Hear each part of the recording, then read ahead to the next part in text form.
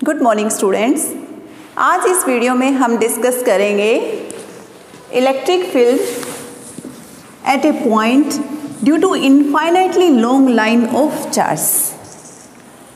हमने last video में discuss किया था गॉस थ्योरम या फिर हम कह सकते हैं गॉस लॉ, और गॉस लॉ की हेल्प से जो हमारा इलेक्ट्रिक फ्लक्स है उस इलेक्ट्रिक फ्लक्स को हम लिख सकते हैं Q upon epsilon note. Q जो हमारा सरफेस है वो कितना टोटल चार्ज बाउंड करता है, वो चार्ज है यहाँ पे। और इलेक्ट्रिक फ्लक्स को हम इलेक्ट्रिक फील्ड इंटेंसिटी की फॉर्म में भी लिख सकते हैं। उसके लिए हमारे पास फॉर्मूला है E dot N into ds, और ये जो आपका सरफेस इंटीग्रल है ये वो जो सरफेस Q चार्ज को क्लोज कर रहा है उस सरफेस के अराउंड आपका ये सरफेस इंटीग्रल है। तो इस गॉस लॉ को या फिर गॉस थ्योरम को हम लोग यूज़ करते हैं टोटल इलेक्ट्रिक फ्लक्स कैलकुलेट करने के लिए। अब जो हमारा गॉस लॉ है ये कहाँ पे इम्पोर्टेंट है? हम इलेक्ट्रिक फील्ड इंटेंसिटी जो है उसको कूलॉम लॉ से भी कैलकुलेट कर सकते हैं या फिर सुपरपोजिशन प्रिंसिपल से भी कैलकुलेट कर सकते हैं।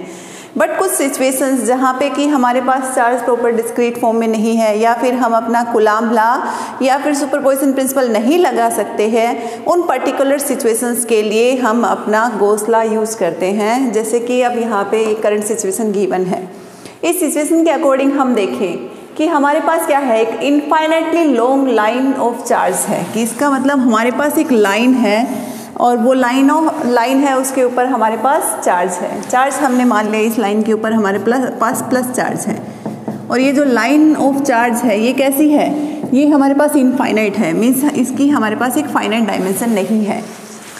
तो इस लाइन ऑफ चार्ज की वजह से electric field at a point, किसी भी एक पर्टिकुलर पॉइंट पे हम इलेक्ट्रिक फील्ड की बात करें कि हमने कहा कि ये हमारा ए पॉइंट है, इस पे इलेक्ट्रिक फील्ड की बात करें तो इस पे इलेक्ट्रिक फील्ड हम अपने कूलॉम लॉ से या सुपरपोजिशन प्रिंसिपल से कैलकुलेट नहीं कर सकते। तो यहाँ पे आती है हमारी इम्पोर्टेंस गॉस लॉ की।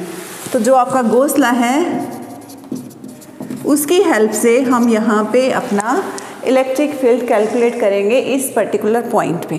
अगर आपको ऐसी कोई सिचुएशन दे रखी है जो कि आपके, जैसे यहाँ पे इस केस को लेके चलते हैं कि ये लाइन चार्ज है आपके पास और इस लाइन चार्ज की वजह से इस पर्टिकुलर ए पॉइंट पे आपको इलेक्ट्रिक फील्ड कैलकुलेट करना है। तो जब हम गॉस लॉ को यहाँ पे यूज़ करेंगे तो उसके लिए सबसे पहले हमें क्या चाहिएगा, यहाँ पे एक गॉसियन सरफेस। अब ये गॉसियन सरफेस क्या होता है, मैं ये कहना चाहूँगी कि इस पर्टिकुलर एक पॉइंट पे अगर मैं इलेक्ट्रिक फील्ड कैलकुलेट करना चाहूँ तो वो इलेक्ट्रिक फील्ड मेरा इस कंप्लीट लाइन के अलोंग सेम होगा। क्यों? क्योंकि जो इलेक्ट्रिक फील्ड है, इलेक्ट्रिक फील्ड इंटेंसिटी है, वो किस पे डिपेंड करती है, वो डिस्टेंस पे डिपेंड करती है। और मैं कहती हूँ कि इस लाइन चार्ज के इक्वी डिस्टेंस में यहाँ पे जो सरफेस प्लॉट कर रही हूँ उस सरफेस पे मेरा इलेक्ट्रिक फील्ड सेम होगा। और अगर मैं इस लाइन चार्ज के अदर साइड जाना चाहूँगी, अपोजिट साइड देखना चाहूँगी, तो उस साइड भी सेम। अगर मैं कहती हूँ कि ये डिस्टेंस मेरा कितना है, this distance is small r, तो डाउनवर्ड डायरेक्शन में भी स्मॉल r डिस्टेंस पे अगर मैं एक सरफेस यहाँ पे ड्रॉ करती हूँ तो उस सरफेस पे भी मेरा इलेक्ट्रिक फील्ड सेम होगा जो मेरा इलेक्ट्रिक फील्ड यहाँ पे है। अब अगर मैं इस सरफेस को कंप्लीट कर देती हूँ, ये क्या बन रहा है यहाँ पे, हम देख रहे हैं ये एक सिलेंडर बन रहा है। उस सिलेंडर की जो एक्सिस है वो हमारा लाइन चार्ज है और ये सिलेंडर के सरफेसेस को हमने कंप्लीट क्लोज कर दिया। तो इस टाइप से हम देख रहे हैं कि जो हमारा लाइन चार्ज है, इस लाइन चार्ज को हमने एक सिलेंड्रिकल शेप से कवर कर दिया और इस सिलेंड्रिकल शेप को हमने सिर्फ L डिस्टेंस तक प्लॉट किया है। ठीक है, अब हम बात करें तो ये जो सिलेंड्रिकल शेप हमारे पास यहाँ पे बनी है, दिस इज गॉसियन सरफेस। और इस सिलेंड्रिकल शेप में जो कर्व्ड सरफेस है वो कर्व्ड सरफेस इस लाइन चार्ज से इक्वल डिस्टेंस पे है, सभी साइड इक्वल डिस्टेंस पे है। तो इक्वल डिस्टेंस पे है, इसका मतलब है उस कर्व्ड सरफेस के ऊपर इलेक्ट्रिक फील्ड इंटेंसिटी सेम होगी। तो हमने सबसे पहले इस लाइन चार्ज के लिए एक गॉसियन सरफेस प्लॉट कर लिया। अब हम क्या करते हैं, देखो इस कर्व्ड सरफेस पे एक हमने स्मॉल सरफेस कंसीडर कर लिया, यहाँ पे मैं कह देती हूँ इसको ds1। और उसके बाद हमारे पास ये दो फ्लैट सरफेसेस होंगे, ये फ्रंट में एंड ये बैक में। तो इन सरफेसेस पे भी हमने क्या किया, फ्रंट सरफेस पे मैंने यहाँ पे अगेन एक सरफेस कंसीडर कर लिया जिसको कि मैं कह रही हूँ ds2। तो DS2 सरफेस मैंने फ्रंट सरफेस पे लिया एंड DS1 सरफेस मैंने जो कर्ड सरफेस है उसका कुछ पार्ट कट कर लिया। तो मेरे पास यहाँ पे सिलेंडर है, सिलेंडर के दो सरफेसेस हैं, एक तो सिलेंडर का कर्व सरफेस बनेगा, एक फ्रंट फ्लैट सरफेस होगा, एक बैक फ्लैट सरफेस होगा। तो जो फ्लैट सरफेस है उसका मैंने कुछ पार्ट कट किया जिसको मैं DS2 कहती हूँ, और जो कर्व सरफेस है उसका पार्ट कट किया जिसको मैं यहाँ पे DS1 कह रही हूँ। अब मैं निकालना चाहूँ यहाँ पे फ्लक्स, तो electric flux due to surface DS1 surface की वजह से इलेक्ट्रिक फ्लक्स कितना होगा। अब इस इलेक्ट्रिक फ्लक्स को मैं रिप्रेजेंट कर देती हूँ d∅1 से। तो ये इलेक्ट्रिक फ्लक्स कितना होगा, d∅ का हमारे पास फॉर्मूला क्या है, E.N × ds। ठीक है, अब ये DS1 सरफेस की वजह से है। इस DS1 का सरफेस का मैं यहाँ पे अगर नॉर्मल प्लॉट करती हूँ तो ये नॉर्मल हो गया इस सरफेस के लिए, ये नॉर्मल है। और ये आपका अगर पॉजिटिव लाइन चार्ज है तो इस पॉजिटिव लाइन चार्ज से जो इलेक्ट्रिक लाइंस की डायरेक्शन होगी वो क्या होगी, वो भी आपकी ये होगी। तो इसका मतलब this is direction of E and this is direction of normal. E and normal दोनों कैसे हैं आपके, पैरेलल हैं, दोनों पैरेलल हैं। तो इसका मतलब यहाँ से जो हमारे पास d∅1 बना that is E cos theta ds, and cos theta की वैल्यू यहाँ से हमें क्या मिल रही है, for DS surface cos theta की वैल्यू हमारी हो रही है यहाँ पे, थीटा मेरे पास क्या है 0 डिग्री, कोस थीटा मेरे पास क्या हो गया 1। तो यहाँ से मुझे मिला d∅1 = E ds। देती हूँ इक्वेशन नंबर 2। अब जो मेरा फ्लैट सरफेस है उसके लिए मैं फ्लक्स कैलकुलेट करती हूँ।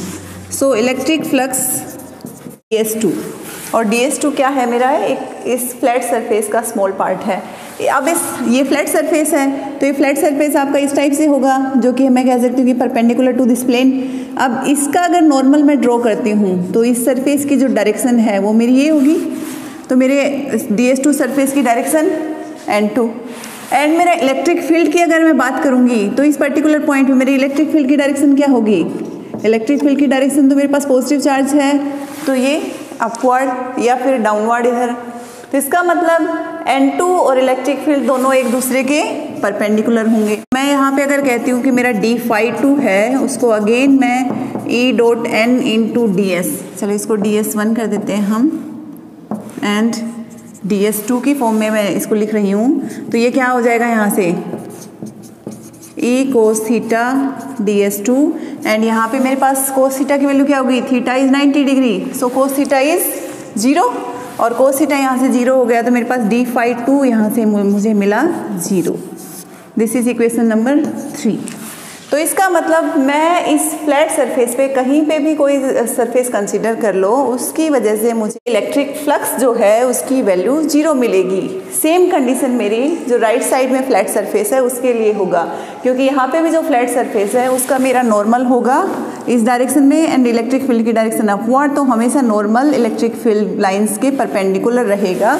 तो इसका मतलब है जो राइट साइड का फ्लैट सरफेस है वो भी आपका इलेक्ट्रिक फ्लक्स में कंट्रीब्यूट नहीं करेगा। तो इलेक्ट्रिक फ्लक्स में आपके जो सिलेंडर यहाँ पे बना गॉसियन सरफेस उसके फ्लैट सरफेसेस कंट्रीब्यूट नहीं करेंगे। तो इसका मतलब है ओनली जो कर्ड सरफेस बन रहा है इस सिलेंडर का वो कर्ड सरफेस ही आपका इलेक्ट्रिक फ्लक्स में कंट्रीब्यूट करेगा। इस टोटल फ्लक्स निकालने के लिए हम क्या करेंगे, यहाँ से अपनी सेकेंड इक्वेशन को यूज करेंगे। सो टोटल करेंगे, ये जो आपका DS1 हमने एक स्मॉल सरफेस लिया है इसको हम कंप्लीट सरफेस के रेस्पेक्ट में अगर कंसीडर करते हैं तो हम क्या करेंगे, इस टर्म को इंटीग्रेट कर देंगे, और इस टर्म को इंटीग्रेट करेंगे हम इस कंप्लीट सरफेस एरिया के करस्पॉन्डिंग। तो यहाँ से मुझे मिलेगा लेफ्ट हैंड साइड में मेरा टोटल फ्लक्स हो जाएगा φE, and right hand side में मैं लिख सकती हूँ दिस इज E/DS1। यहाँ से हमारा टोटल फ्लक्स आएगा φE = E इंटीग्रल DS1, और ये जो DS1 है इसको इंटीग्रेट कर रहे हैं कंप्लीट S सरफेस के अलोंग, और S सरफेस क्या है, जो इस सिलेंडर का कर्ड सरफेस है, और सिलेंडर का जो कर्ड सरफेस है उसकी वैल्यू क्या है,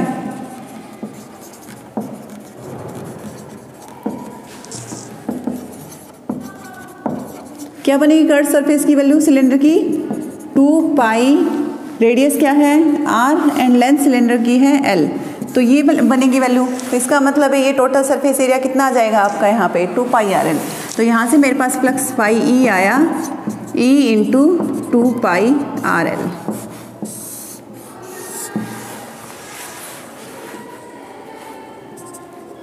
ये 5 फ्लक्स की वैल्यू मेरे पास यहाँ पे आ गई। लेकिन जो 5 फ्लक्स है उसको अगर मैं गॉस लॉ की हेल्प से निकालूं तो वो मेरे पास क्या है, Q अपॉन एप्सिलॉन नॉट। अब हमने कहा कि इस लाइन चार्ज पे आपका चार्ज डिस्ट्रीब्यूटेड है, इसका लैम्डा लीनियर चार्ज डेंसिटी है। अब अगर लैम्डा लीनियर चार्ज डेंसिटी है तो टोटल चार्ज कितना आ जाएगा हमारे पास, total charge enclosed inside the cylinder. इस सिलेंडर के अंदर कितना चार्ज इनक्लोज है उसको कैसे निकालेंगे, लीनियर चार्ज डेंसिटी मल्टीप्लाई कर देंगे लेंथ से। तो यहाँ से आपके पास क्या आ जाएगा, टोटल चार्ज। तो लीनियर चार्ज डेंसिटी हमारे पास क्या है, लैम्डा, और लेंथ ऑफ सिलेंडर हमारे पास क्या है, एल। तो यहाँ से टोटल चार्ज इस सिलेंडर के अंदर कितना है वो हमारे पास आ गया लैम्डा एल। अब अगर हम अपना गॉस लॉ यूज़ करें तो गॉस लॉ क्या कहता है कि जो टोटल फ्लक्स है इस पर्टिकुलर शेप के करस्पॉन्डिंग वो कैसे कितना होगा, that flux is equals to total charge enclosed inside this cylinder divide by epsilon naught. क्योंकि अभी हम फ्री स्पेस में ही बात कर रहे हैं तो total charge enclosed divide by epsilon not. तो यहाँ से अगर हम गॉस लॉ यूज करें, सो बाय गॉस लॉ हमारे पास फाई ई क्या हो जाएगा, टोटल चार्ज इनक्लोज्ड कितना है, lambda L divide by epsilon not. तो गॉस लॉ की हेल्प से हमें फ्लक्स की वैल्यू मिल गई lambda L upon epsilon not, and हमने इलेक्ट्रिक फील्ड इंटेंसिटी की टर्म में अपना फ्लक्स की वैल्यू यहाँ से निकाली E into 2 pi R L. अब जो ये इक्वेशन आपके पास है 4 एंड 5, इन दोनों को कंपेयर करेंगे तो हमें क्या मिलेगा, फ्रॉम इक्वेशन 4 एंड 5 हम कह सकते हैं E into 2 pi R L equals to lambda L upon epsilon naught. This implies E equals to lambda upon 2 pi R epsilon naught. ठीक है, क्योंकि हमारे यहाँ से L से L कैंसिल हो गया, तो E equals to lambda upon 2 pi R epsilon naught. अगर मैं इसको वेक्टर क्वांटिटी की फॉर्म में लिखना चाहूँगी तो मेरी E की डायरेक्शन किसके करस्पॉन्डिंग है, आर वेक्टर के करस्पॉन्डिंग है E की डायरेक्शन। ठीक है, E की डायरेक्शन आर वेक्टर के करस्पॉन्डिंग है, इसलिए मैं इसको इस टाइप से वेक्टर फॉर्म में भी लिख सकती हूँ। तो जब मेरे पास इनफाइनाइट लॉन्ग लाइन चार्ज है उसके लिए मुझे इलेक्ट्रिक फील्ड इंटेंसिटी किसी एक पर्टिकुलर पॉइंट पे निकालनी है। ये इलेक्ट्रिक फील्ड इंटेंसिटी मेरी कहाँ है, इस पर्टिकुलर पॉइंट पे, या फिर मैं कह सकती हूँ इस सरफेस पे, और सेम इलेक्ट्रिक फील्ड इंटेंसिटी मुझे इस डाउनवर्ड डायरेक्शन में इस सरफेस पे भी मिलेगी। क्यों, क्योंकि ये दोनों आपके इस लाइन चार्ज से इक्वल डिस्टेंस पे हैं। इस फॉर्मूले से हम देख सकते हैं this electric field intensity will depend on the linear charge density and this distance R. तो आर डिस्टेंस क्या है, इस लाइन चार्ज से हमारा कितना डिस्टेंस है वो, एंड लैम्डा इस लाइन चार्ज पे कितना चार्ज डिस्ट्रीब्यूटेड है, तो इसकी लीनियर चार्ज डेंसिटी। तो इलेक्ट्रिक फील्ड इंटेंसिटी इन दोनों फैक्टर्स पे डिपेंड करेगी। अगर लीनियर चार्ज डेंसिटी चेंज कर देते हैं तो इलेक्ट्रिक फील्ड इंटेंसिटी चेंज हो जाएगी। अगर डिस्टेंस हम दूसरा लेके चलें, इस पर्टिकुलर आर डिस्टेंस के बजाय हम नेक्स्ट डिस्टेंस को लेके चलें या फिर इससे कम डिस्टेंस को लेके चलें तो भी इलेक्ट्रिक फील्ड इंटेंसिटी चेंज हो जाएगी। बट यहाँ पे एक इम्पॉर्टेंट पॉइंट है नोट करने के लिए कि ये इलेक्ट्रिक फील्ड इंटेंसिटी आपके इस लाइन चार्ज की लेंथ पे डिपेंड नहीं कर रही। आपके पास एक इनफाइनाइट लाइन चार्ज है, उसकी लेंथ पे इलेक्ट्रिक फील्ड इंटेंसिटी डिपेंड नहीं कर रही है। तो ये एक इम्पॉर्टेंट पॉइंट है यहाँ पे नोटिस करने के लिए, और इस टाइप से हम देख सकते हैं आपका गॉस लॉ की इम्पोर्टेंस कि इसकी हेल्प से हम कैसे इलेक्ट्रिक फील्ड इंटेंसिटी एक इनफाइनाइट लाइन चार्ज के लिए निकाल सकते हैं किसी भी पर्टिकुलर पॉइंट पे। सो आई होप आपको ये क्लियर हुआ होगा। अगर इसमें कोई भी डाउट हो तो उसको पूछ सकते हो। Thank you.